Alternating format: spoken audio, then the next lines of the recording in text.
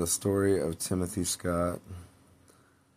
I lived in San Diego most of my life. When I came back from South America, from Chile in 2004, I ended up out in Arizona after that, and I met Kristen Janine Prentice, who I called KJP, otherwise known as KJB, Kristen Janine Bentz, who we later got married and moved back to San Diego, and I got a job doing pools. And as a pool cleaner, I was assigned lots of different pools to do around San Diego, and I ended up getting an account in Rancho Santa Fe for an individual that I knew as Mr. Hamilton. And that's all I knew him as. I knew he was wealthy. I could tell his house was wealthy. He was an older man, but I never really met him for like the first 3 months when I was doing his pool because he just wasn't there. He had multiple properties.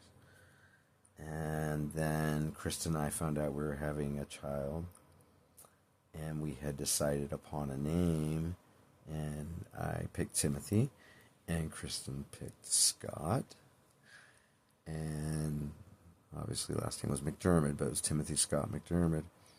And then one day when I was cleaning Mr. Hamilton's pool, he happened to be there, and he came out, and he was talking to me about the economy and about things that were going on with the economy.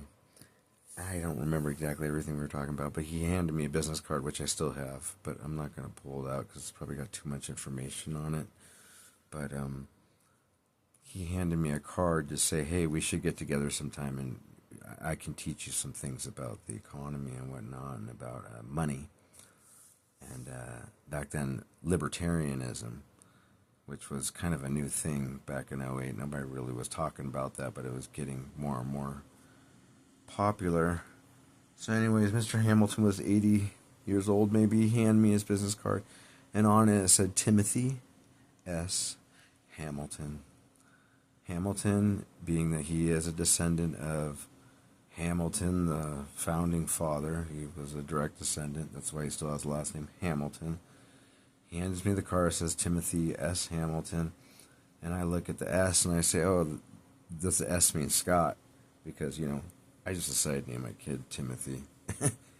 And the world kind of weirdly works like that. And he looks at me and he says, yeah, how did you know? I said, well, that's just what we decided we were going to name our firstborn. And he kind of just stood there just like staring at me. And then he started claiming that he was having deja vu. And then he met my wife and kind of said the same thing. And he ended up teaching me about how to trade silver futures contracts. And that was in like 2008. If you know anything about the silver market, it blew up from '08 to 2011. He helped me get into a futures contract back then at like $11. And I learned a lot about him, about precious metals and about what real money is. And he kind of took me under his wing. And, yeah, it really got me well versed into silver. And I dabbled around with it for a few years, but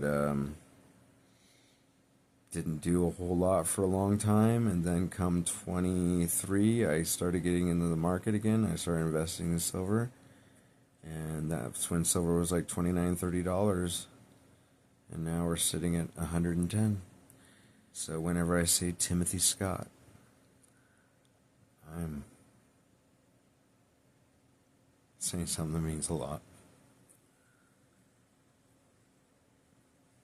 And that is the story of Timothy Scott Hamilton.